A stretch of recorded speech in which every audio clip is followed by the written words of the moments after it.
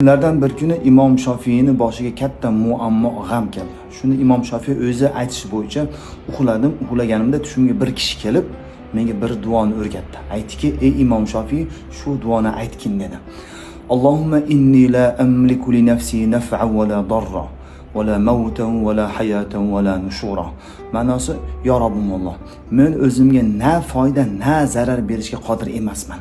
Na birovni tiriltirish, na birovga hayot berish, na birovni o'ldirishga ham qodir emasman. Ya Robbim Alloh, sen bergan narsani olaman va sen meni saqlagan narsadan omon qolaman. Agar sen menga bermasen, sen meni saqlamasen, men halok bo'laman. Ya Robbim Alloh, o'zing rozi bo'lgan va yaxshi ko'rgan so'zlarga va amallarga meni muyassar qilgin. Imom Shofiy uyg'onib, shu duoni takror aytdim. So'ngra Alloh azza va jalla izni bilan meni muammom bitta hal bo'ldi deb o'zi xabar berdi. Shuning uchun shu zikrni qiling va boshqasiga ham o'rgating.